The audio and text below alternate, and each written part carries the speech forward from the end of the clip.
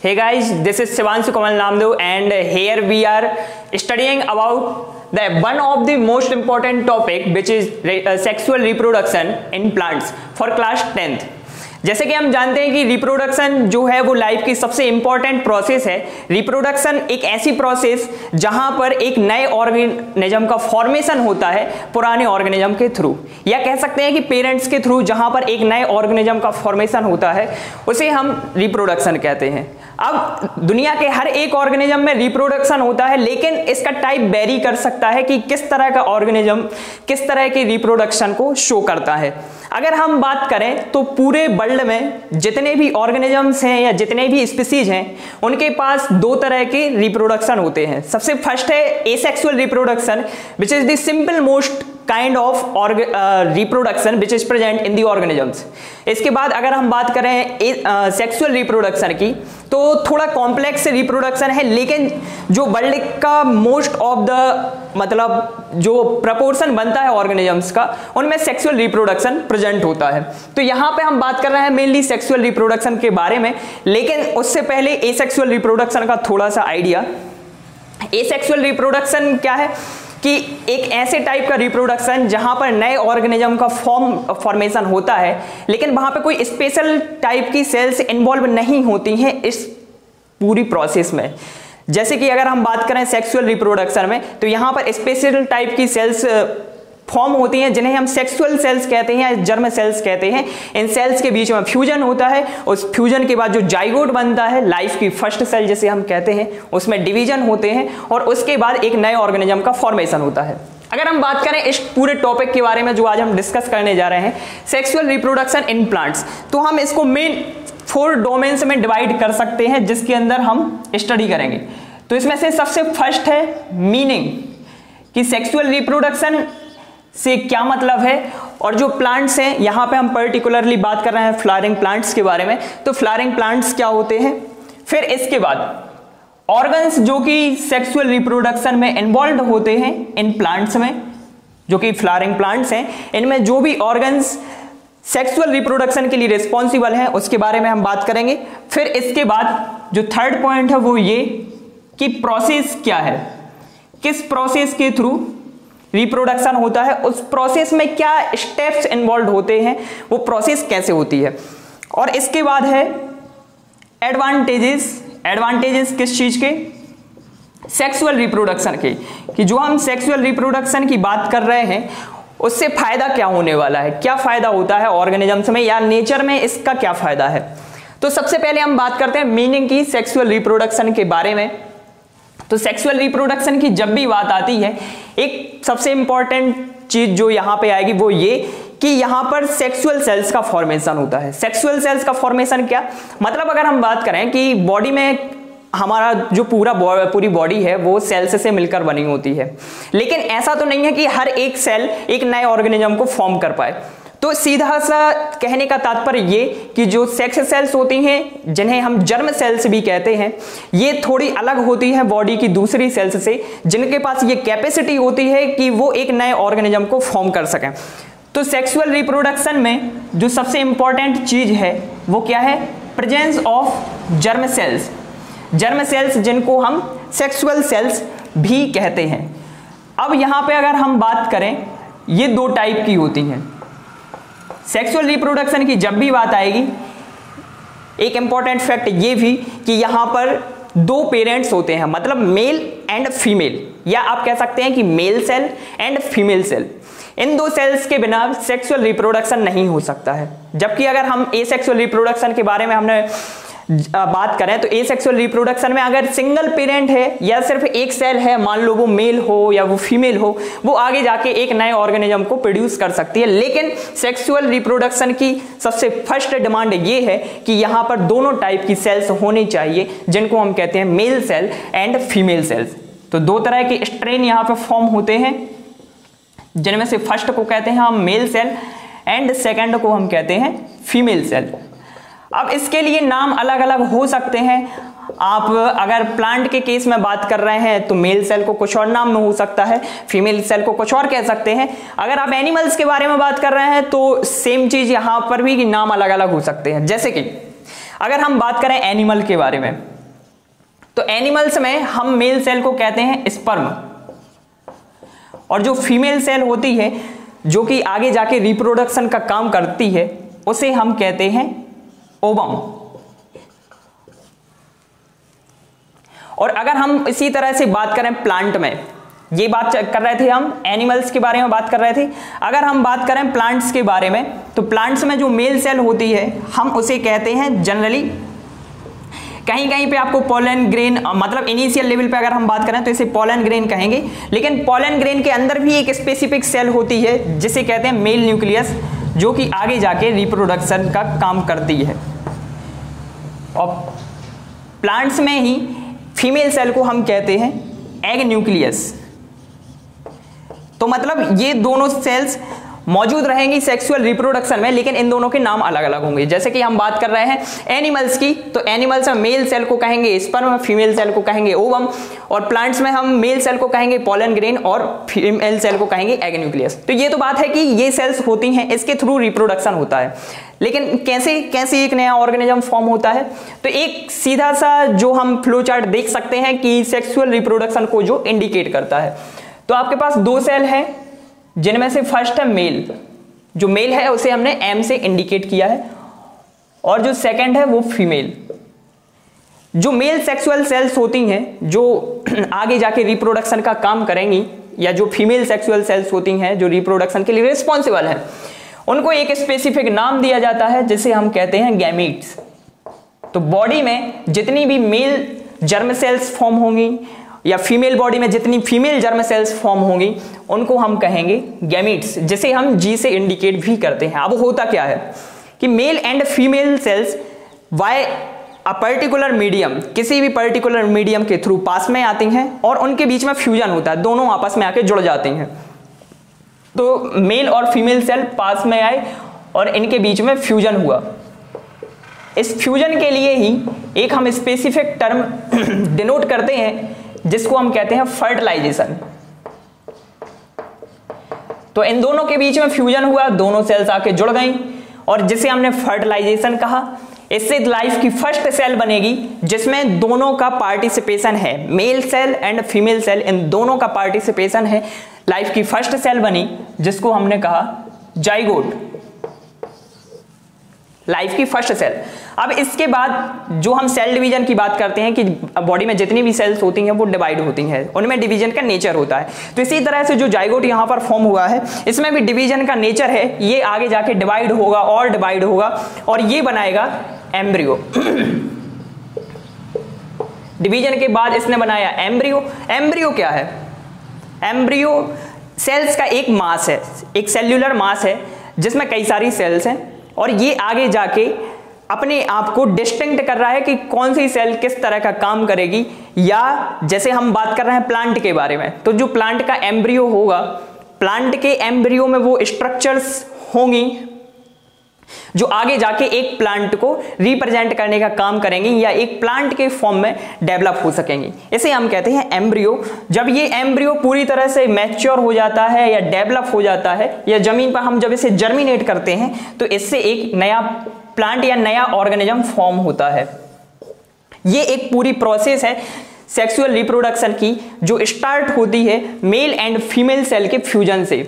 Mail and female cell जिनको हम gametes कहते हैं, उनका फ्यूजन जिसे फर्टिलाइजेशन भी कहते हैं। इन दोनों का जैसे ही फ्यूजन होता है तो एक नई सेल बनती है जिसे जाइगोट कहते हैं। इसे लाइफ की फर्स्ट सेल कह सकते हैं। जाइगोट में धीरे धीरे डिवीजन्स होते हैं, सेल्यूलर डिवीजन्स होते हैं और ये आगे जाके एक नए ऑर्गेनिज्म को फॉर्म करता है। नए ऑर्गेनिज्म को फॉर्म करता है जिसमें कि अपने पेरेंट्स के, मतलब जैसे ये मेल पेरेंट है और ये फीमेल पेरेंट है, इन दोनों ही पेरेंट्स के कैरेक्टरिस्टिक इन्वॉल्व होंगे। अब ये डिफर कर सकता है कि किसके कैरेक्टर कितने हैं। हो सकता है मेल के कैरेक्टर ज्यादा हो सकता है फीमेल के कैरेक्टर ज्यादा हो। ये सब डिपेंड करता है कि उनके बीच में फ्यूजन किस तरह से हुआ है। फ्यूजन मतलब कि उन सेल्स की जब भी हम बात करते हैं तो उनके पास क्रोमोसोम्स होते हैं, उनके पास जीन्स होते हैं, तो इनके बीच में फ्यूजन किस तरह से हुआ है, किसके क्रोमोसोम ने अपने आप को एक्सप्रेस किया है कैरेक्टर्स के फॉर्म में, तो ये आगे की बात है जिस पर हम कभी चर्चा करेंगे। हमारा सबसे फर्स्ट जो पर्पस था वो ये कि सेक्सुअल रिप्रोडक्शन की मीनिंग। तो सेक्सुअल रिप्रोडक्शन क्या है? एक स्पेशल टाइप का रिप्रोडक्शन है पूरे अर्थ पर, जहां पर जर्म सेल्स फॉर्म होती हैं ऑर्गेनिजम्स के अंदर, जिन्हें सेक्सुअल सेल्स कहते हैं। दो तरह की ये सेल्स होती हैं जब हम सेक्सुअल रिप्रोडक्शन की बात करेंगे, male cell and female cell. अब एनिमल्स एंड प्लांट्स में इन दोनों को अलग अलग नाम दिए जा सकते हैं। एनिमल के केस में हम मेल जर्म सेल को कहते हैं स्पर्म, फीमेल जर्म सेल को कहते हैं ओवम। इसी तरह से प्लांट के केस में मेल जर्म सेल को हम कहते हैं पोलन ग्रेन या मेल न्यूक्लियस, और फीमेल को कहते हैं हम एग न्यूक्लियस। अब प्रोसेस क्या है? मेल और फीमेल के बीच में फ्यूजन होगा, जैसे फर्टिलाइजेशन की प्रोसेस कहते हैं। जाइगोट फॉर्म होगा, लाइफ की फर्स्ट सेल। एम्ब्रियो फॉर्म होगा। एम्ब्रियो क्या? सेल्यूलर मास है जो कि डेवलप होता जा रहा है। इसमें डेवलपमेंट होगा और ये आगे जाके प्लांट फॉर्म करने का काम करेगा। तो ये एक जनरल मीनिंग की बात थी जो हम कर रहे थे प्लांट के केसेस में। इसके अलावा सेकेंड जो मीनिंग है वो है फ्लावरिंग प्लांट्स। हम बात कर रहे हैं सेक्सुअल रिप्रोडक्शन की, लेकिन कहां पर? फ्लावरिंग प्लांट्स में। तो दुनिया में जितने भी प्लांट्स हैं, जितनी भी स्पीसीज हैं, उनमें से सभी प्लांट्स फ्लावरिंग प्लांट्स नहीं हैं। आप अपने सराउंडिंग में देखते हैं और आप कहेंगे कि लगभग मोस्टली जितने आप प्लांट्स देखते हैं वो फ्लावरिंग प्लांट्स हैं, मतलब उनके अंदर फ्लावर प्रोड्यूस होते हैं। लेकिन ये एक बहुत बड़ा ग्रुप है। इसके अलावा भी कई ऐसे प्लांट्स होते हैं जो कि फ्लावर प्रोड्यूस नहीं करते। तो नेचर में ऐसे सारे प्लांट्स जो फ्लावर प्रोड्यूस करते हैं उनको हम कहते हैं एंजियोस्पर्म्स। हो सकता है आपने इसके बारे में पहले नाम सुना हो या ना सुना हो। हम फ्लावरिंग प्लांट की बात कर रहे हैं, ऐसे प्लांट्स जो कि फ्लावर्स प्रोड्यूस करते हैं। इनको प्लांट्स की एक कैटेगरी में रखा गया है, एक अलग कैटेगरी में, जिनको कहा जाता है एंजियोस्पर्म्स। और इन एंजियोस्पर्मिक प्लांट्स में फ्लावर्स होते हैं, रूट होती है, स्टेम एंड लीफ जैसी स्ट्रक्चर्स होती हैं। इसके अलावा जितने भी प्लांट हैं दुनिया में, जितने भी प्लांट हैं एंजियोस्पर्म्स के अलावा, उनमें रूट, स्टेम, लीव्स भले ही हो सकता है लेकिन फ्लावर प्रोड्यूस नहीं होंगे। और अगर फ्लावर प्रोड्यूस नहीं होंगे, जैसा कि हम देखते हैं कि जो भी फ्लावर होता है उससे सीड प्रोड्यूस होते हैं और वो फ्लावर आगे जाके एक फ्रूट के फॉर्म में डेवलप हो जाता है। लेकिन ऐसे प्लांट्स जिनमें फ्लावर प्रोड्यूस ही नहीं होंगे, उनमें सीड फॉर्म नहीं होंगे और वो सीड आगे जाके फ्रूट नहीं बना पाएंगे।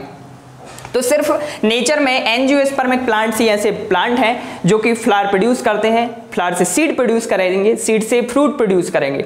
ठीक है, तो ये बात है एंजियोस्पर्मिक प्लांट्स मतलब फ्लावरिंग प्लांट्स के बारे में। अब जो हमारा मेन कॉन्सेप्ट है वो यहां से स्टार्ट होता है। हम बात कर रहे हैं sexual reproduction in flowering plants कि कौन कौन से ऐसे ऑर्गन्स होंगे जो इस पूरी प्रोसेस में इन्वॉल्व होंगे। तो सेक्सुअल रिप्रोडक्शन के लिए इन प्लांट्स को एक स्ट्रक्चर दी गई है, इंपॉर्टेंट स्ट्रक्चर, जिसके बारे में हम अभी बात कर चुके हैं, जो कि फ्लावर है। तो इन पूरे प्लांट्स में फ्लावर ही सेक्सुअल रिप्रोडक्शन के लिए ऑर्गन्स को रिप्रेजेंट करने का काम करता है। अब बात यह है कि फ्लावर की स्ट्रक्चर कैसी होती है इनके केस में, क्या इसके मेन पार्ट होते हैं, तो इसके बारे में अपन बात करते हैं। जब भी हम नॉर्मली फ्लावर को देखते हैं तो उसमें दो तरह की स्ट्रक्चर देख सकते हैं। एक होता है उसका स्टेम, जिसे हम कहते हैं फ्लोरल स्टेम, और एक होती है फ्लोरल लीव्स।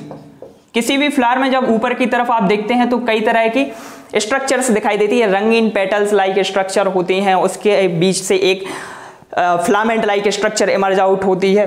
तो ये सारी चीजें क्या कहलाती हैं? फ्लोरल लीव्स कहलाती हैं। और उसके नीचे का जो फिलामेंटस लाइक पार्ट है, फ्लावर के नीचे का पार्ट, उसे हम कहते हैं फ्लोरल स्टेम। अगर हम डायग्राम के थ्रू इसको समझने की कोशिश करें तो सबसे नीचे की तरफ ये इस तरह से किसी भी फ्लावर में ग्रीन कलर की स्ट्रक्चर मौजूद होती है जो कि आगे जाके ब्रांच से कनेक्ट होती है, किसी भी प्लांट के ब्रांच से कनेक्ट होती है। और अगर ऊपर की तरफ आप बात करें तो थोड़ा कॉम्प्लेक्स हो जाता है फॉर्म, इसी को हम क्या कहते हैं? फ्लोरल लीव्स कहते हैं। फ्लोरल लीव्स में अलग अलग कंपार्टमेंट होते हैं जिसके बारे में अपन अभी बात कर रहे हैं। अगर आप फ्लावर में देखें तो सबसे बाहर की तरफ ये जो हम बात कर रहे हैं ग्रीन लीफी स्ट्रक्चर्स मौजूद होती हैं। अंदर की तरफ आप जैसे ही जाते हैं तो कलर्ड पेटल्स दिखाई देती हैं, जिसे हमने रेड कलर से इंडिकेट किया है। ये क्या है? फ्लावर की पेटल्स है। अब और अंदर की तरफ आप जैसे ही जाएंगे तो फिलामेंटस स्ट्रक्चर दिखाई देती हैं, जिसके बारे में अभी अपन बात करेंगे कि ये स्ट्रक्चर्स आखिर होती क्या है, इनका काम क्या है, किस तरह से ये हेल्प करती हैं रिप्रोडक्शन में।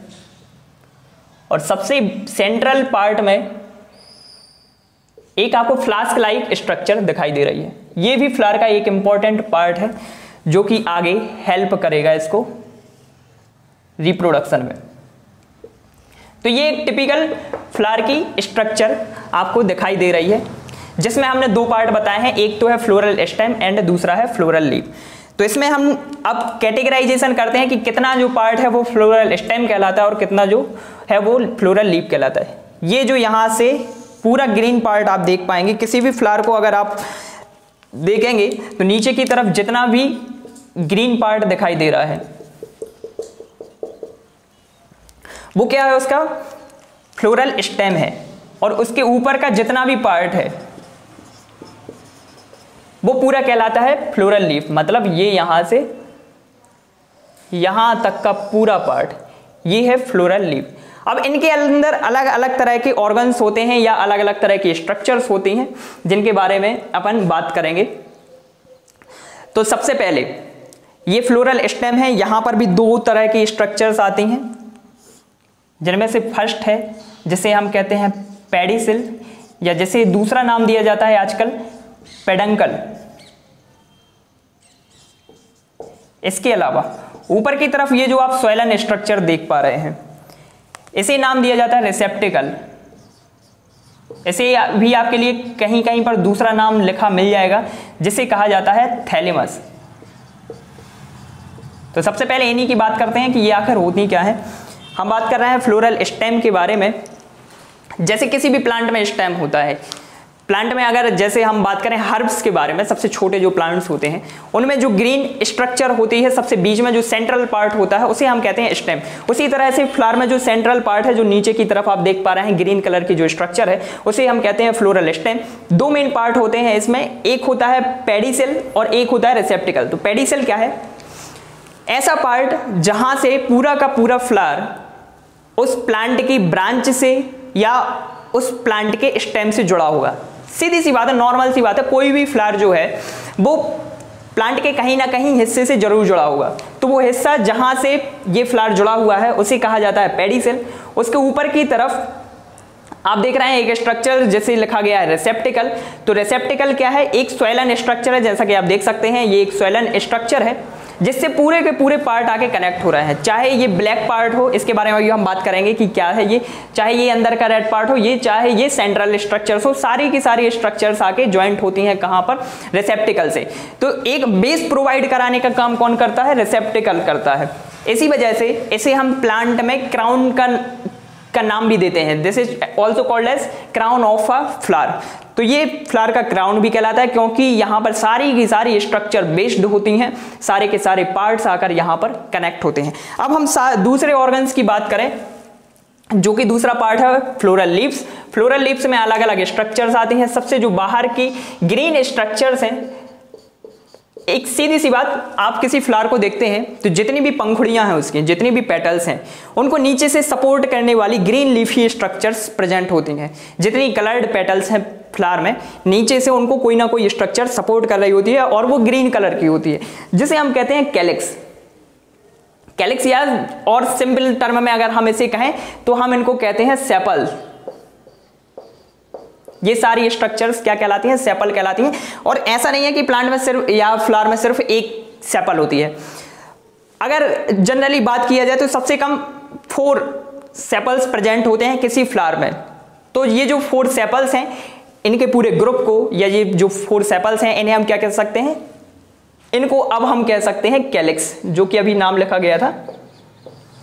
कैलिक्स क्या है? जितने भी सेपल्स किसी भी फ्लावर में प्रेजेंट हैं उन्हें कहा जाता है कैलिक्स। इसके बाद अंदर की तरफ आप जैसे ही जाएंगे तो कलर्ड पेटल्स दिखाई देती हैं जिन्हें हम पंखुड़ियां भी कहते हैं। रेड कलर से जैसे यहां पर शो किया गया है, तो ऐसे ही हर फ्लावर में स्ट्रक्चर्स मौजूद होती हैं। जनरली इनका नाम क्या है? पेटल्स है। जितनी भी पेटल्स किसी भी फ्लावर में हैं, जितनी भी टोटल ओवरऑल जितनी पेटल्स हैं, उन सभी को हम मिला के कहते हैं कोरोला।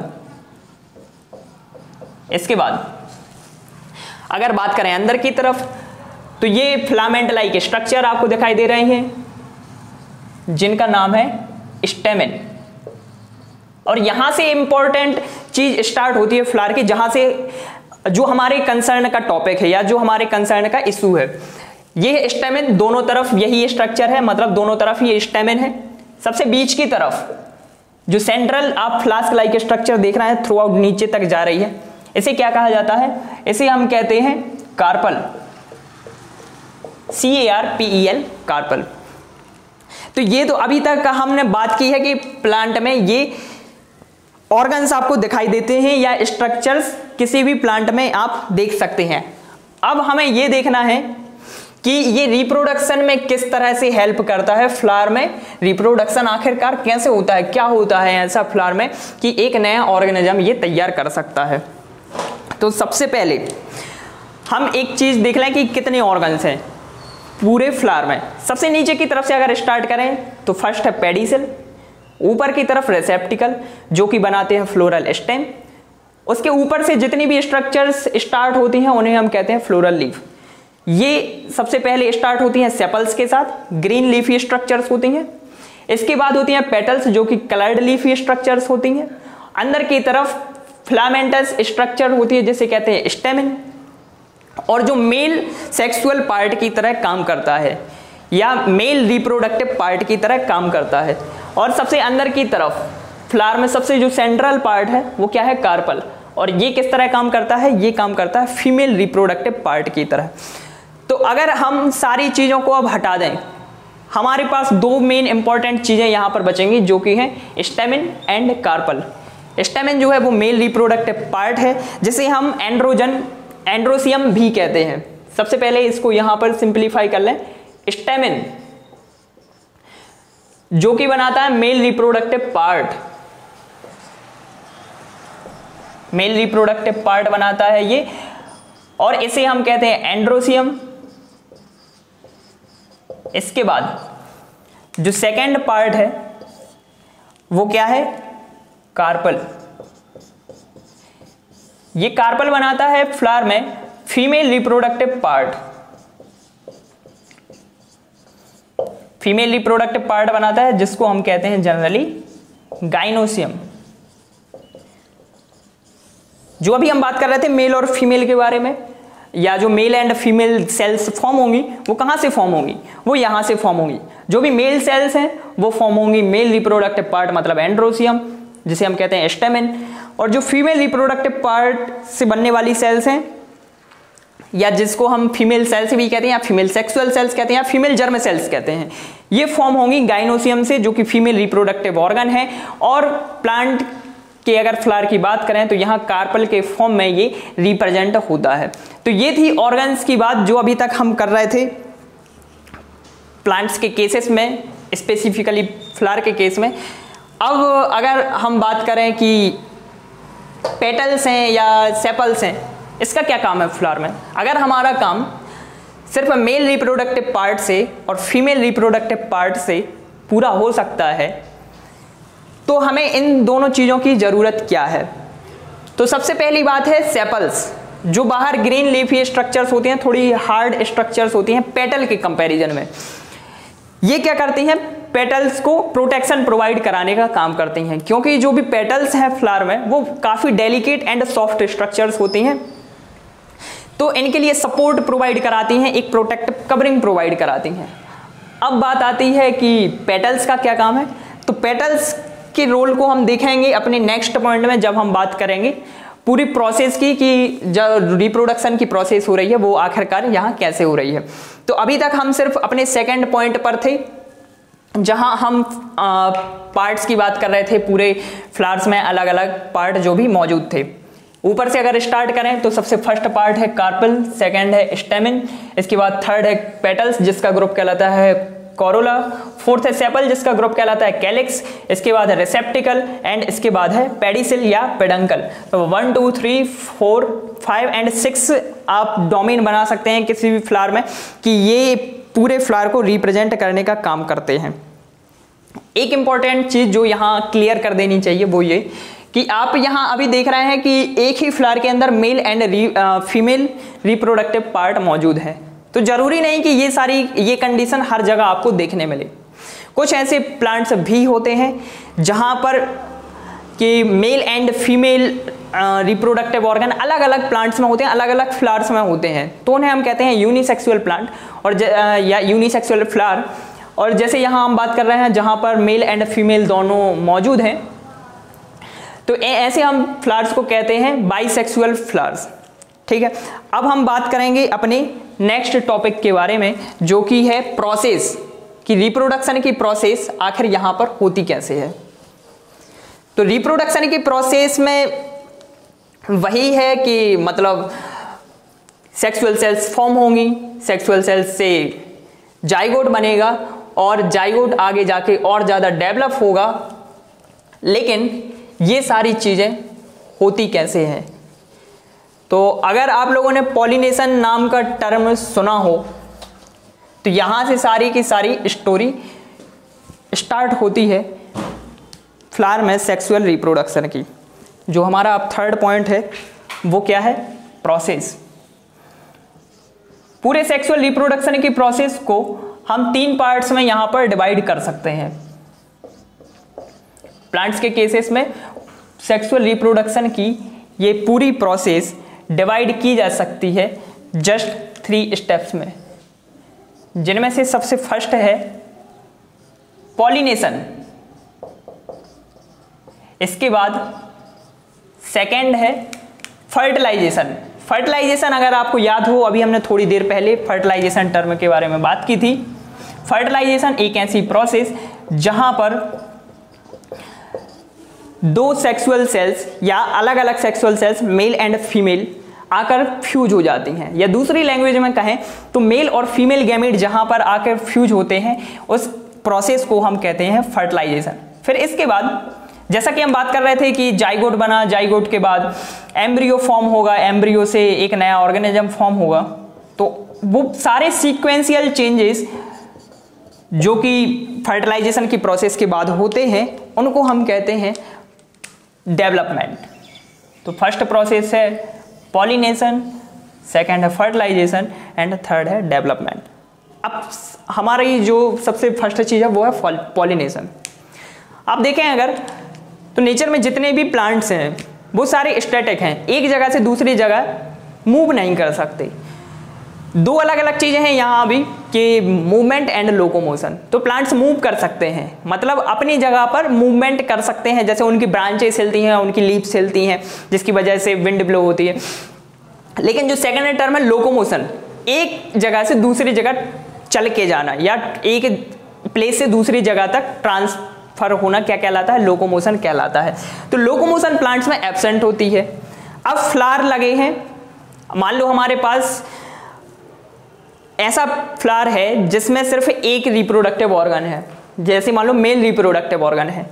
एक किसी दूसरे प्लांट पर वही फ्लावर है जिसके पास फीमेल रिप्रोडक्टिव ऑर्गन है, तो इनकी सेक्सुअल सेल्स अब मिलेंगी कैसे? और जब तक सेक्सुअल सेल्स मिलेंगी नहीं, फर्टिलाइजेशन नहीं होगा, फ्यूजन नहीं होगा मतलब, और आगे जाके डेवलपमेंट नहीं हो पाएगा। तो आपके लिए कोई ना कोई नेचर ने ऐसी प्रोसेस बना के दी होगी जिससे ये दोनों आके मिल सके। तो वो प्रोसेस जिसके थ्रू मेल और फीमेल रिप्रोडक्टिव सेल्स या male and female sexual cells आपस में आके मिल सकती हैं, उसे हम कहते हैं पॉलिनेशन। तो सिंपल टर्म में अगर हम कहें तो pollination can be defined as a process in which pollen grains get transferred from stamen to carpel। जो मेल सेल्स हैं वो कहाँ फॉर्म होंगी? स्टेमेन के अंदर फॉर्म होंगी, और जो फीमेल सेल होंगी वो कहाँ होंगी, कार्पल के अंदर होंगी। अब हमें इन दोनों को फ्यूज करवाना है, तो नेचर ने एक ऐसी प्रोसेस इनबिल्ड की है प्लांट्स में जिसे हम कहते हैं पॉलिनेशन। स्टेमेन से मेल सेल्स पहुंचेंगी कार्पल के पास और यहाँ पे जाके ट्रांसफर होंगे, अंदर की तरफ जाके उनमें फ्यूजन होगा, वो बात की बात है। लेकिन वो पूरी प्रोसेस जिसमें ट्रांसफर होता है मेल सेल्स का और वो पहुंच जाते हैं फीमेल ऑर्गन के पास, इसे हम कहते हैं पॉलिनेशन। अब अलग अलग तरह का पॉलिनेशन हो सकता है, ये डिपेंड करता है कि फ्लावर की स्ट्रक्चर कैसी है या फ्लावर का मीडियम कैसा है। जैसे मान लो कुछ जो प्लांट्स होते हैं, एक्वेटिक प्लांट्स होते हैं, उनके पास फ्लावर होते हैं, तो अब एक्वेटिक जो प्लांट्स हैं उनमें पॉलिनेशन अलग तरह से होगा, जो टेरेस्ट्रियल हैं उनमें पॉलिनेशन अलग तरह से होगा। तो इनके बेसिस पर दो तरह की पॉलिनेशन बताए जाते हैं, जिनमें से फर्स्ट है सेल्फ पॉलिनेशन एंड जो सेकंड टाइप का पॉलिनेशन है वो है क्रॉस पॉलिनेशन। तो मान लो आपके पास ये फ्लावर है जिसमें mail and female reproductive part आसपास मौजूद हैं, तो यहां पर सिंपल काइंड का रिप्रोडक्शन हो सकता है जिसे हम क्या कहते हैं, सेल्फ रिप्रोडक्शन, सेल्फ पॉलिनेशन, जहां पर स्टेमेन से पॉलन ग्रेन निकलेंगे। एक चीज और, जो यहां पर सेक्सुअल सेल्स की हम बात कर रहे हैं वो किस टर्म में होंगी, वो होंगी पॉलन ग्रेन्स के फॉर्म में। तो वो पॉलन ग्रेन्स ट्रांसफर होंगे कहां पर, कार्पल की तरफ, और कार्पल पर भी एक इंपॉर्टेंट पार्ट है या एक स्पेसिफिक पार्ट है पूरे कार्पल का जिसे हम कहते हैं स्टिग्मा। ऊपर का जो पार्ट है उसे कहते हैं स्टिग्मा। तो यहां से पॉलन ग्रेन ट्रांसफर होंगे कार्पल की तरफ और यहां पे जाके इकट्ठे हो जाएंगे, जो टिप है यहां पे जाके इकट्ठे हो जाएंगे सारे के सारे पॉलन ग्रेन्स। इस प्रोसेस को हम कहते हैं सेल्फ पॉलिनेशन। अगर हम डिफाइन करना चाहें सेल्फ पॉलिनेशन की प्रोसेस को, अगर हम डिफाइन करें तो पॉलन ग्रेन का ट्रांसफर जहां पर किसी फ्लावर से उसके मेल रिप्रोडक्टिव पार्ट के थ्रू फीमेल रिप्रोडक्टिव पार्ट तक होता है, या एक फ्लावर के मेल रिप्रोडक्टिव पार्ट से उसी प्लांट के दूसरे फ्लावर के फीमेल रिप्रोडक्टिव पार्ट तक होता है, उसे हम क्या कहते हैं, सेल्फ पॉलिनेशन कहते हैं। मतलब एक सीधी सी बात यह है कि एक ही प्लांट इसमें यूज होगा, चाहे वो किसी भी स्पीसीज का हो, उसमें सिर्फ एक प्लांट होगा और ये स्पेसिफिक किसी प्लांट का एक फ्लावर हो सकता है या अलग अलग फ्लावर हो सकते हैं। जैसे हम देख रहे हैं यहाँ पे एक फ्लावर है, इसमें मेल और फीमेल दोनों पार्ट मौजूद हैं, मेल से फीमेल की तरफ डायरेक्ट ट्रांसफर हो जाएगा। लेकिन मान लो इसी प्लांट पर दूसरा फ्लावर मौजूद है तो इसके मेल से दूसरे फ्लावर के फीमेल तक भी पहुंच सकता है, तो भी ये सेल्फ पॉलिनेशन ही कहलाएगा। लेकिन इसके अलावा जो क्रॉस पॉलिनेशन है, क्रॉस पॉलिनेशन का मतलब है कि जो भी पॉलन ग्रेन्स हैं वो एक प्लांट से दूसरे प्लांट पर ट्रांसफर होंगे, दोनों की स्पीसीज सेम होगी। मान लो हम मैंगो की बात कर रहे हैं, या मान लो हम चाइना रोज की बात कर रहे हैं, या मान लो हम रोज की बात कर रहे हैं, तो यहां पर पॉलन ग्रेन ट्रांसफर होंगे, लेकिन एक प्लांट है प्लांट ए और एक है प्लांट बी, तो पॉलन ग्रेन का ट्रांसफर होगा प्लांट ए से प्लांट बी की तरफ। ये प्रोसेस क्या कहलाती है, क्रॉस पॉलिनेशन की प्रोसेस कहलाती है। तो हम अभी बात कर रहे थे, हमने कहा था कि जो पेटल्स हैं इनका क्या काम है, कोरोला ग्रुप ऑफ पेटल्स, इसका क्या काम है प्लांट में। तो ये चीज यहाँ क्रॉस पॉलिनेशन में काम में आती है। जैसे एक प्लांट से दूसरे प्लांट तक पॉलन ग्रेन ले जाना है तो कैसे ले जाया जाएगा, बाय द विंड, विंड के थ्रू ले जाया जा सकता है, लेकिन ये हमेशा पॉसिबल नहीं है, या और इसके सक्सेस रेट बहुत कम है, विंड पॉलिनेशन के सक्सेस रेट बहुत कम है। तो यहां पर एक इंपॉर्टेंट रोल आता है जिसे हम कहते हैं इंसेक्ट्स, बटरफ्लाइज, जो भी नेचर में ये आप ऑर्गेनिजम्स देखते हैं, ये हेल्प करते हैं पॉलिनेशन में। तो इंसेक्ट या बटरफ्लाई कौन से प्लांट की तरफ अट्रैक्टेड होंगे, जो मतलब जो सुंदर हैं, जो आकर्षक हैं, जिनके पास उनको कुछ मिलेगा। तो जो पेटल्स हैं रंगीन होती हैं, कलर्ड पेटल्स होती हैं, इनके पास नेक्टर होता है, तो इंसेक्ट इनकी तरफ अपने खुद से आ सकता है, उसको नेक्टर मिलेगा, बदले में वो क्या करेगा, विन विन सिचुएशन है दोनों के लिए, plant as well as insect. तो इंसेक्ट के लिए नेक्टर मिल जाएगा और प्लांट के लिए क्या होगा कि इंसेक्ट उस नेक्टर के साथ में यहां से ले जाएगा पॉलन ग्रेन्स और ट्रांसफर कर देगा किसी दूसरे प्लांट के ऊपर। तो इस तरह से ये पॉलिनेशन होता है जिसे हम कहते हैं क्रॉस पॉलिनेशन। तो सेल्फ पॉलिनेशन की बात अगर हम करें तो यहां पर किसी दूसरी एजेंसी की जरूरत नहीं होती है, सिर्फ विंड वाटर के थ्रू ही ये चीज हो जाती है। लेकिन अगर क्रॉस पॉलिनेशन की बात करें तो यहां पर बायोलॉजिकल एजेंसीज मतलब ऑर्गेनिजम्स, लिविंग ऑर्गेनिजम्स की जरूरत होती है, जिनमें इंसेक्ट्स हो सकते हैं, बटरफ्लाइज हो सकते हैं, मॉथ हो सकते हैं, कुछ भी इसमें हो सकता है। तो ये एजेंसी है कि पॉलिनेशन के थ्रू आप मेल और फीमेल सेल्स को मिलवा सकते हो और उनमें आगे जाके फिर फर्टिलाइजेशन हो सके। तो हमारी ये पहली प्रोसेस का थोड़ा सा आइडिया है कि कैसे क्या होता है। इसके बाद है फर्टिलाइजेशन। तो यहां पे आप देख रहे हो सबसे सेंट्रल पार्ट में जो कि हमने बनाया हुआ है, कार्पल के नीचे की तरफ एक स्ट्रक्चर है जिसे कहा जाता है ओव्यूल। ओव्यूल एक वो स्पेसिफिक पार्ट है कार्पल का जहां पर एग सेल फॉर्म होती हैं। यहां पर एग सेल सबसे अंदर की तरफ जो ब्लू कलर से दिखाई दे रही है वो मान लो एग सेल है, ठीक है। तो अब मेल सेल को पहुंचना है फीमेल सेल के पास तक। क्या किया जाए? फर्टिलाइजेशन करने के लिए यहां तक पहुंचना जरूरी है। तो ये जो पॉलन ग्रेन है ये डेवलप होंगे एक ट्यूब के फॉर्म में। पॉलन ग्रेन के अंदर से ट्यूब इमर्ज होगी और जो कि जाएगी अंदर की तरफ तक, ताकि ये फ्यूज कर सके अपने आप को और फर्टिलाइजेशन कर सके। एक्चुअली होगा क्या इस ट्यूब के थ्रू? हमने बात की थी मेल सेक्सुअल सेल के बारे में। इस ट्यूब के थ्रू पॉलन ग्रेन से सेक्सुअल सेल न्यूक्लियस के फॉर्म में बाहर निकलेगी और यहां आके अटैच हो जाएगी फीमेल सेल के साथ या एग न्यूक्लियस के साथ, जिसके बारे में अभी हमने बात की थी कि मेल सेल जो होता है उसे कहते हैं मेल न्यूक्लियाई, और जो फीमेल गैमीट को रिप्रेजेंट करता है, जो मेल गैमीट को रिप्रेजेंट करता है उसे क्या कहते हैं? Male nuclei. एंड जो फीमेल गैमीट को रिप्रेजेंट करता है उसे कहते हैं एग न्यूक्लियाई। इन दोनों के बीच में फर्टिलाइजेशन होगा या फ्यूजन होगा, जिसके बाद बनेगा जाइगोट। फर्टिलाइजेशन क्या है? सिंपल फॉर्म में हम कह सकते हैं fusion of zygote, fusion of gametes और फ्यूजन ऑफ सेक्सुअल सेल्स। अब फ्यूजन हुआ कैसे है? फ्यूजन हुआ है by the formation of pollen tube. Pollen grain से एक ट्यूब फॉर्म हुई है जो कि अंदर की तरफ गई है ओव्यूल तक और उसने फ्यूजन किया है। अब जैसे देख रहे हैं यहां पर कार्पल के ऊपर कई सारे पॉलन ग्रेन्स हैं, तो इनका नंबर हंड्रेड्स में होता है। Hundreds of pollen grain accumulate होते हैं स्टिग्मा के ऊपर और यहां से डेवलप होते हुए अंदर की तरफ जाते हैं और फिर फर्टिलाइजेशन करते हैं। तो this is the chance process. ये चांस प्रोसेस है कि मतलब प्रोबेबिलिटी है कि इनमें से कौन आगे जाके डेवलप होगा या किसको फर्टिलाइजेशन का मौका मिलेगा।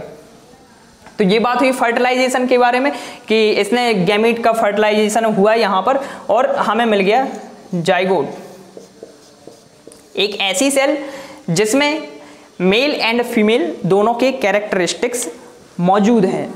अब इसके बाद जो थर्ड पॉइंट है कि डेवलपमेंट। डेवलपमेंट में क्या होगा, कैसे होगा? तो आपने अगर फ्लावर को देखा होगा, किसी मैच्योर फ्लावर को जो कि डेवलप होता जा रहा है, वो आगे जाके डेवलप हो जाता है फ्रूट के फॉर्म में। फ्रूट जो कि डेलिकेट स्ट्रक्चर है, जो कि स्वीट होता है नेचर में, हार्ड हो सकता है, सॉफ्ट हो सकता है। ये कैसे फॉर्म होता है? फ्लावर के थ्रू फॉर्म होता है। तो डेवलपमेंट के बाद ये सारी चीजें होती हैं। जो हमारा थर्ड पॉइंट है वो क्या है? डेवलपमेंट। सबसे पहले जो फॉर्म हुआ है वो क्या है? जाइगोट।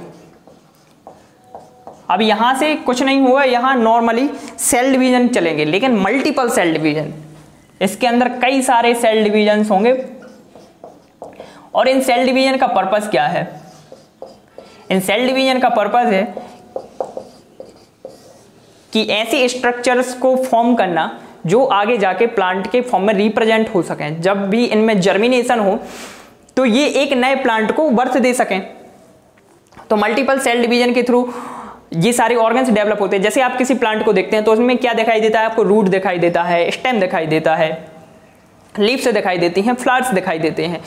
तो ये सारी चीजें बिल्ड करने के लिए सेल डिवीजन होता है कि इस पर्टिकुलर स्ट्रक्चर का कौन सा जोन है जो आगे जाके रूट बनाएगा, कौन सा जोन है जो आगे जाके शूट बनाएगा, या कौन सा जोन है जो आगे जाके स्टेम और लीव्स बनाएगा, कौन सा जोन है जो आगे जाके किस पार्ट में कन्वर्ट होगा, ये यहीं से तय होता है। तो मल्टीपल सेल डिवीजन के बाद फॉर्म होता है एम्ब्रियो। अब ये एम्ब्रियो होता कहां है? क्या सीड ही एम्ब्रियो है? तो सीड एम्ब्रियो नहीं है, सीड के अंदर एम्ब्रियो होता है। किसी भी सीड की अगर आप बात करें, जैसे आप देख रहे हैं सर्कुलर स्ट्रक्चर है ये सीड की, तो इसके अंदर एम्ब्रियो दो पार्ट होते हैं। किसी भी सीड के अंदर अगर हम बात करें तो दो पार्ट होते हैं, एक तो होता है एम्ब्रियो और दूसरी जो स्ट्रक्चर होती है वो होती है एंडोस्पर्म। जैसे आप देखते हैं कि किसी भी बच्चे को, जो छोटा बच्चा होता है, जो इन्फेंट होता है, उसके लिए न्यूट्रिशन की जरूरत होती है। तो उसी तरह से यहाँ भी है कि ये जो छोटा सा प्लांट है जो आगे जाके एक नए प्लांट के फॉर्म में डेवलप होगा। और हम एक चीज देखते हैं कि जो प्लांट्स है वो फोटोसिंथेसिस करते हैं, लेकिन फोटोसिंथेसिस कब करेगा? फोटोसिंथेसिस तब करेगा कि जब वो डेवलप हो जाएगा, लेकिन अभी तो डेवलप हुआ ही नहीं है, तो उसके लिए न्यूट्रिशन की जरूरत होगी। तो इस एम्ब्रियो को उस टाइम तक, उस ड्यूरेशन तक, जबकि वो जर्मिनेट नहीं हो जाता, जर्मिनेट होकर एक प्लांट के फॉर्म में डेवलप नहीं होने लगता है, तब तक उसे न्यूट्रिशन चाहिए या नॉरिशमेंट चाहिए, जिसे प्रोवाइड कराने का काम कौन करता है? एंडोस्पर्म करता है। तो जाइगोट के फॉर्म होने के बाद, जाइगोट जो लाइफ की फर्स्ट सेल है, इसके फॉर्म होने के बाद कई सारे डिवीजन होते हैं जिनको मल्टीपल सेल डिवीजन्स कहते हैं। इसके कारण जहां एक तरफ एम्ब्रियो फॉर्म होता है तो दूसरी तरफ एंडोस्पर्म फॉर्म होता है। ये सारे चेंजेस कहाँ चल रहे होते हैं? ये सारे चेंजेस चल रहे होते हैं यहाँ ओव्यूल के अंदर। ओव्यूल के अंदर सारे चेंजेस हो रहे होते हैं, जहां एम्ब्रियो फॉर्म होता है, एंडोस्पर्म फॉर्म होता है। एम्ब्रियो जो कि आगे जाके प्लांट बनाएगा और एंडोस्पर्म जो कि उसको इस ड्यूरेशन तक नॉरिशमेंट प्रोवाइड कराएगा। ठीक है, तो ये सारी चीजें फॉर्म हो गई। अब क्या होगा कि इसके बाहर एक कवरिंग फॉर्म हो जाएगी। जब ये दोनों चीजें फॉर्म हो गई तो ये ओव्यूल ही अपने आप को एक कवरिंग के फॉर्म में डेवलप कर लेता है। जैसे यहां पर आप जो कवरिंग देख रहे हैं वो एक्चुअली क्या है? वो है ओव्यूल, जिसको आप बाद में कहने लगते हैं सीड। तो सीड क्या है? सीड ओव्यूल से ही मॉडिफाई हुआ एक फॉर्म है जिसके पास एम्ब्रियो है और जिसके पास एंडोस्पर्म है। एम्ब्रियो से वो आगे जाके प्लांट का डेवलपमेंट कर सकता है। तो ये जो जाइगोट है ये फॉर्म हुआ था कहां पर? ओव्यूल के अंदर। कैसे फॉर्म हुआ था? फर्टिलाइजेशन के थ्रू फॉर्म हुआ था। मेल एंड फीमेल सेल्स का फर्टिलाइजेशन हुआ था और अब ये धीरे धीरे डेवलप हुआ तो इसने एम्ब्रियो फॉर्म किया। अब एम्ब्रियो के पास होता क्या है? ऐसा क्या ऐसी चीज होती है कि ये नया प्लांट फॉर्म कर लेता है? तो इसके पास दो पार्ट होते हैं, जिनमें से फर्स्ट कहलाता है प्लूम्यूल एंड दूसरा जो पार्ट होता है उसे हम कहते हैं रेडिकल। ये दो पार्ट हैं जो कि किसी एम्ब्रियो के पास में होते हैं। तो अगर आप किसी प्लांट को देखें जो उगा हुआ है जमीन पर, तो उसके पास दो पार्ट होते हैं। एक पार्ट जो कि जमीन के अंदर होता है और एक पार्ट जो कि जमीन के बाहर होता है। जमीन के अंदर का पार्ट क्या कहलाता है? जनरली हम इसे कहते हैं रूट, और जो ऊपर वाला पार्ट होता है इस पूरी स्ट्रक्चर को हम कहते हैं शूट। रूट वाला पार्ट फॉर्म होता है कहां से? रेडिकल से। और जो शूट वाला पार्ट है वो कहां से फॉर्म होता है? प्लूम्यूल से फॉर्म होता है। तो ये है एम्ब्रियो का के पास प्रेजेंट स्ट्रक्चर्स जो कि आगे जाके एक प्लांट के फॉर्म में उसको डेवलप कर सकते हैं। यही एम्ब्रियो लेकिन इसके बीच में एक और टर्म आएगा जिसके बारे में अपन ने स्पेसिफिक बात नहीं की है, अभी हम उसके बारे में बात करेंगे कि सबसे पहले डेवलपमेंट हुआ स्टार्ट जाइगोट से, उसमें मल्टीपल सेल डिवीजन हुआ, एम्ब्रियो फॉर्म हुआ। एम्ब्रियो मतलब एक मैच्योर स्ट्रक्चर हो चुकी है जो कि आगे जाके एक प्लांट को फॉर्म करेगी। ये जो एम्ब्रियो है ये कहाँ प्रेजेंट होता है? ये सीड के अंदर प्रेजेंट होता है। जैसे जैसे और आप देखेंगे, एक चीज और यहाँ पे बताई जानी चाहिए, वो ये कि जैसे यहाँ पर सीड फॉर्म हो गया है तो आप ये भी देखते हैं कि प्लांट में फ्लावर की जगह पर फ्रूट प्रोड्यूस हो जाता है। तो यहाँ पर जो इसके चारों तरफ ओवरी है, कार्पल का सबसे नीचे वाला पार्ट ओवरी कैसे कहते हैं? कार्पल में 3 पार्ट होते हैं, ऊपर की तरफ स्टिग्मा, बीच वाला स्टाइल और जो नीचे वाला फूला हुआ स्ट्रक्चर है वो क्या है? ओवरी। तो इसी तरह से जो हम यहाँ पे बात कर रहे हैं, इसके चारों तरफ डेवलपमेंट होता है फ्रूट का। फ्रूट के अंदर सीड होते हैं और सीड के अंदर एम्ब्रियो होता है। एम्ब्रियो के पास पर्टिकुलर स्ट्रक्चर्स होते हैं। अब क्या होता है कि फ्रूट जैसे जैसे ड्राई हो गया, मान लो अगर हमने उसे नहीं तोड़ा है प्लांट से, तो वो क्या होगा, उसका एक ड्यूरेशन आएगी जब वो प्लांट से टूटकर गिर जाएगा, जमीन पर वो गिरेगा, धीरे धीरे डीके हो जाएगा और फ्रूट के अंदर से सीड इमर्ज आउट होगा। अब क्या होगा, सीड को वहां पे सॉइल मिल रहा है, सीड को वाटर भी मिल रहा है जमीन पर, और सीड को मॉइस्चर भी मिल रहा है। इन तीनों चीजों के कारण एक नया चेंज होता है जिसे हम कहते हैं जर्मिनेशन, जिसके बारे में हमने अभी तक बात नहीं की है। तो अब हम बात कर रहे हैं जर्मिनेशन के बारे में।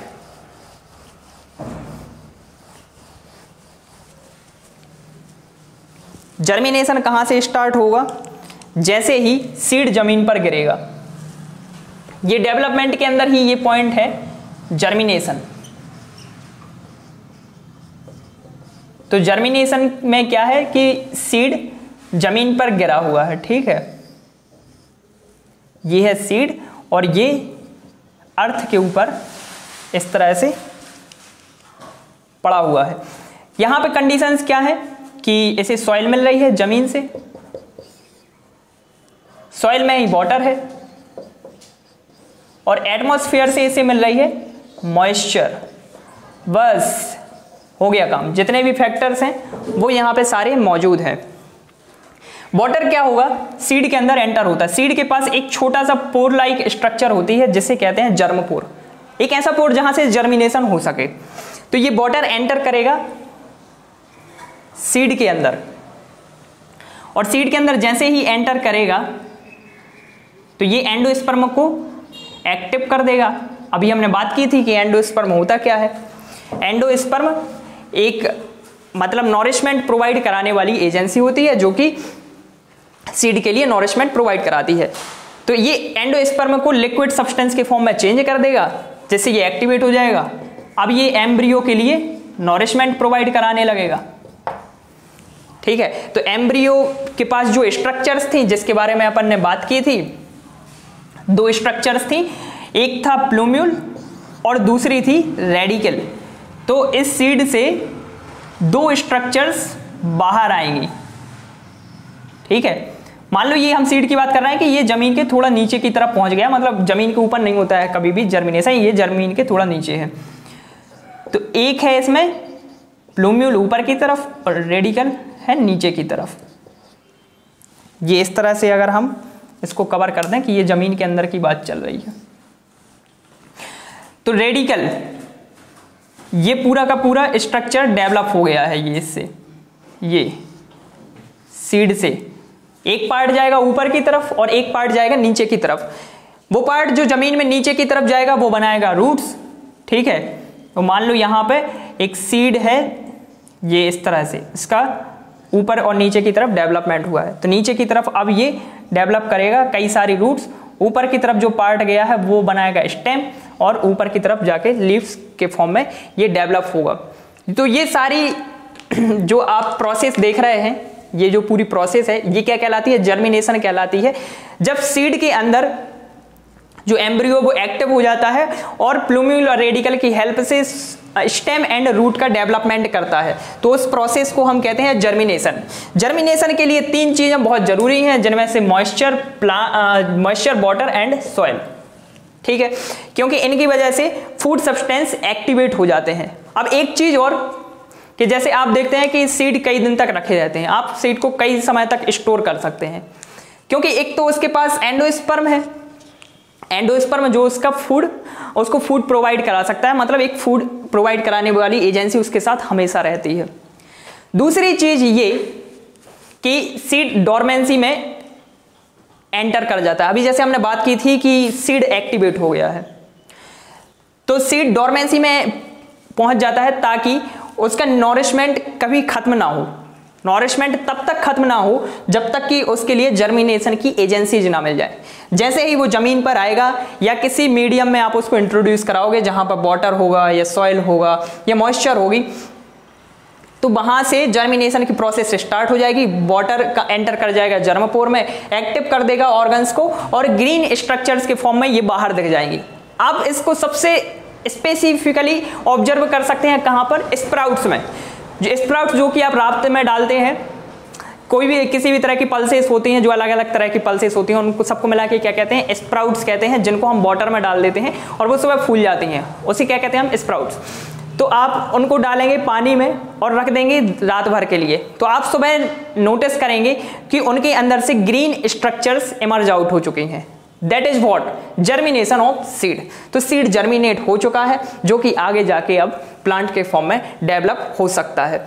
तो ये पूरी प्रोसेस थी रिप्रोडक्शन के बारे में, जहां पर हम बात कर रहे थे कि किस तरह से आखिरकार नए प्लांट का फॉर्मेशन होता है या नए ऑर्गेनिज्म को हम फॉर्म कर सकते हैं। 3 मेन स्टेप्स के बारे में हमने बात की थी। हम इस पूरे को कंक्लूड करते हैं कि हम बात कर रहे थे, सबसे फर्स्ट है पॉलिनेशन। पॉलिनेशन क्या है, मेल और फीमेल को आपको पास पास लाना है ताकि उनके बीच में फर्टिलाइजेशन हो सके। तो वो प्रोसेस जिसके थ्रू पॉलन ग्रेन्स स्टेमेन से डेवलप होकर पहुंच जाते हैं कार्पल पर, चाहे वो मीडियम कोई भी हो। ये मीडियम एयर हो सकता है, ये मीडियम वाटर हो सकता है, ये मीडियम इंसेक्ट हो सकते हैं, या कोई भी क्रिएचर हो सकता है। तो इस प्रोसेस को हम कहते हैं पॉलिनेशन। 2 तरह के पॉलिनेशन की हमने बात की थी। फर्स्ट सेल्फ पॉलिनेशन, ऐसा पॉलिनेशन जो कि किसी एक पर्टिकुलर प्लांट में होता है, उस प्लांट के किसी पर्टिकुलर फ्लावर में हो सकता है या अलग अलग फ्लावर में हो सकता है। ये डिपेंड करता है कि किस तरह की एजेंसीज हैं या किस तरह की रिक्वायरमेंट है प्लांट की, उसे कहते हैं सेल्फ पॉलिनेशन। जब हम क्रॉस पॉलिनेशन की बात करते हैं तो यहाँ पे 2 सेपरेट प्लांट्स होते हैं, लेकिन स्पीसीज उनकी सेम होती है। तो एक प्लांट के मेल पार्ट से दूसरे प्लांट के फीमेल पार्ट तक पॉलन ग्रेन ट्रांसफर होने को हम कहते हैं क्रॉस पॉलिनेशन। यहाँ पर जो मेन एजेंसीज होती हैं वो होती है इंसेक्ट्स, या हम उनको कह सकते हैं कि बायोलॉजिकल एजेंसीज यहाँ पर इंपॉर्टेंट रोल प्ले करती हैं। फिर इसके बाद थर्ड जो प्रोसेस है वो क्या है, डेवलपमेंट। नहीं, ये अभी पॉलिनेशन हुआ, इसके बाद फर्टिलाइजेशन। फर्टिलाइजेशन में क्या होगा कि मेल और फीमेल सेक्स सेल्स आके फ्यूज हो जाएंगे, उनके बीच में फ्यूजन होगा। तो फ्यूजन कहां पर होता है, ये जैसे आपने देखा कि मेल सेल्स बहुत सारे मतलब पॉलन ग्रेन यहाँ पे डेवलप हो गए हैं। अब पॉलन ग्रेन से एक ट्यूब फॉर्म हुई है और अंदर ओव्यूल की तरफ पहुंचते हुए उसने पेनिट्रेट कर दिया है और फीमेल सेल के पास पहुंच गई है। इस पॉलन ट्यूब में मेल न्यूक्लियस है जो कि ट्रेवल करता हुआ पहुंच गया है अंदर की तरफ, और उसने ओव्यूल को पेनिट्रेट करके फीमेल सेल के साथ फ्यूजन किया है। अब फ्यूजन के बाद एक बॉडी बनेगी जो लाइफ की फर्स्ट बॉडी होगी, जिसको हम जाइगोट कहते हैं, जिसके बारे में हम बात कर रहे थे कि जाइगोट में डेवलपमेंट होगा। डेवलपमेंट किस तरह का, डेवलपमेंट होगा सेल डिवीजन के फॉर्म में, कि यहाँ पर कई सारे सेल डिवीजन होते हैं जिनको हम कहते हैं मल्टीपल सेल डिवीजन। इसका काम ये है कि उस पूरी बॉडी में अलग अलग जोन्स बना सके जो आगे जाकर एक प्लांट के फॉर्म में डेवलप कर सके खुद के लिए। 2 मेन पार्ट होते हैं उस पूरे डेवलपमेंट के थ्रू फॉर्म होते हैं। जैसे हमने बात की थी कि एम्ब्रियो फॉर्म होता है और एक होता है एंडोस्पर्म। तो एम्ब्रियो जिसके पास पूरी की पूरी इंफॉर्मेशन है कि कौन सा पार्ट प्लांट का कौन सी स्ट्रक्चर में कन्वर्ट होगा, और दूसरा है एंडोस्पर्म जो उस एम्ब्रियो को न्यूट्रिशन प्रोवाइड कराने का काम करेगा। तो एम्ब्रियो की अगर हम बात करें तो एम्ब्रियो में हमने 2 पार्ट आपको बताए थे, जिनमें से फर्स्ट है रेडिकल एंड सेकंड है प्लूम्यूल। रेडिकल जमीन के नीचे वाला पार्ट बनाता है जिसे रूट सिस्टम कहते हैं, और प्लूम्यूल ऊपर का सिस्टम बनाता है जिसे शूट सिस्टम कहते हैं। अब ये बात हो गई कि सीड डेवलप हो गया, एम्ब्रियो बन गया, एम्ब्रियो कवर हो गया ओव्यूल के थ्रू। ओव्यूल ने ही अपने आप को एक स्ट्रक्चर में कन्वर्ट कर दिया जिसे अब हम कहते हैं सीड। और सीड के चारों तरफ एक और स्ट्रक्चर है ओवरी के फॉर्म में, जो आगे जाके डेवलप होती जाती है और इसे हम कहते हैं फ्रूट। फ्रूट जैसे ही जमीन पर आता है तो वो डिके होने लगता है, डिके होने के बाद उसके अंदर से सीड इमर्ज होता है, सीड जमीन में धंस जाता है, वहां पर उसको सॉइल मिलती है, वाटर मिलती है और क्या होता है, मॉइस्चर मिलती है। तो जिसकी वजह से जर्म पोर से वाटर एंटर कर जाता है सीड के अंदर और प्लांट के जो पार्ट हैं वो एक्टिवेट हो जाते हैं और बनाते हैं shoot system and root system. तो ये एक पूरा इसका इंट्रोडक्शन है। और सबसे लास्ट है एडवांटेज कि हम बात कर रहे हैं सेक्सुअल रिप्रोडक्शन के बारे में।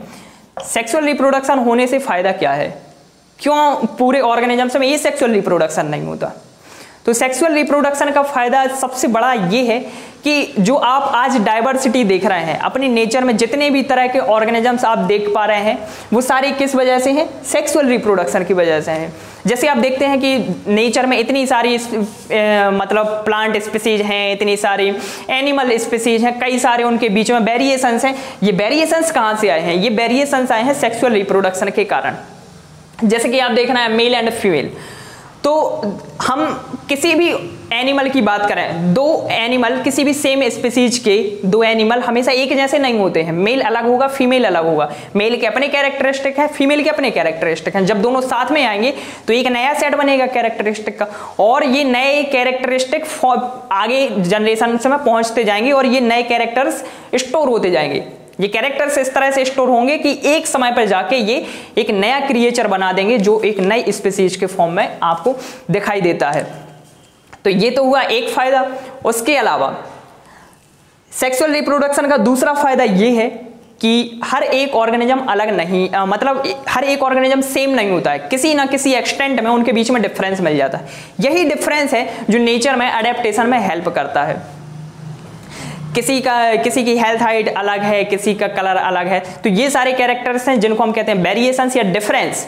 ये वेरिएशंस नेचर में अडेप्टेशन में हेल्प करती है। जैसे मान लो हम सबसे मोस्ट इंपॉर्टेंट एग्जांपल की बात करें, हम कहते हैं कि धरती पर कई करोड़ों साल पहले डायनासोर होते थे लेकिन आज नहीं होते हैं। तो सबसे इंपॉर्टेंट फैक्टर क्या था उनके पीछे? सबसे इंपॉर्टेंट फैक्टर उनकी हाइट था, उनका हैबिटेट था, उनकी हैबिट्स थी, जिसकी वजह से वो विलुप्त हो गए, जो एक्सटिंक्ट हो गए। तो अलग अलग तरह के ऑर्गेनिजम्स थे जिसकी वजह से वो दूसरे बच गए। मान लो सारे एक जैसे होते, डायनासोर जैसे होते सारे के सारे ऑर्गेनिज्म धरती पर जितने थे, तो क्या होता? तो ये होता कि सारे के सारे ऑर्गेनिजम्स खत्म हो चुके होते, कोई भी नहीं बचता। सिर्फ वो एक पर्टिकुलर स्पीसीज क्यों गई? क्योंकि उसने ऐसे कैरेक्टर्स इन्वॉल्व कर लिए थे अपने अंदर जो कि उस समय की कंडीशंस के हिसाब से ठीक नहीं थे। तो सेक्सुअल रिप्रोडक्शन के दो फायदे ये हैं कि एक तो वेरिएशंस आती हैं और उन वेरिएशंस की वजह से नए चेंजेस आते हैं और वो चेंजेस आपको नेचर के साथ अडेप्ट होने में हेल्प करते हैं। तो ये एक पूरा आइडिया था सेक्सुअल रिप्रोडक्शन के बारे में। सेक्सुअल रिप्रोडक्शन वो भी पर्टिकुलर एंजियोस्पर्मिक प्लांट्स के बारे में जिनको हम फ्लावरिंग प्लांट्स कहते हैं। एक एट अ ग्लांस हम पूरा रिवाइज करते हैं स्टार्टिंग से लेकर। रिप्रोडक्शन एक ऐसी प्रोसेस जहां पर दो ऑर्गेनिज्म से मिलकर एक नया ऑर्गेनिज्म बनाते हैं और उन दोनों के कैरेक्टरिस्टिक उस तीसरे में आते हैं। पर्टिकुलरली हम बात कर रहे हैं सेक्सुअल रिप्रोडक्शन के बारे में, जहां पर दो अलग अलग तरह के ऑर्गेनिजम्स इन्वॉल्व होते हैं और उनसे दो अलग अलग तरह की सेल्स आती हैं, मेल एंड फीमेल सेल्स, जिनको गैमीट्स कहते हैं। अब क्या होता है, इनके बीच में फ्यूजन होता है, फ्यूजन के बाद जाइगोट बनता है, जाइगोट में डेवलपमेंट होता है, वो एम्ब्रियो बनाता है और उसके बाद नया ऑर्गेनिज्म बनता है। तो ये मीनिंग है सेक्सुअल रिप्रोडक्शन का। फ्लावरिंग प्लांट्स की बात करें तो फ्लावरिंग प्लांट्स क्या होते हैं? ऐसे प्लांट्स जिनमें फ्लावर्स होते हैं। दुनिया के जितने भी आप फ्लावरिंग प्लांट्स देख रहे हो उन सबको रखा गया है एंजियोस्पर्मिक प्लांट्स में, और दुनिया में सिर्फ एंजियोस्पर्मिक प्लांट्स ही ऐसे प्लांट्स हैं जिनके पास फ्लावर्स होते हैं, जिनके पास सीड्स होते हैं और जिनके पास फ्रूट्स होते हैं। इसके अलावा जितने भी प्लांट्स हैं, चाहे वो जिम्नोस्पर्म हो, चाहे वो टेरिडोफाइटा हो, चाहे वो ब्रायोफाइटा हो, चाहे वो एल्गी हो, उनके पास सीड्स एंड फ्लावर्स नहीं होते हैं।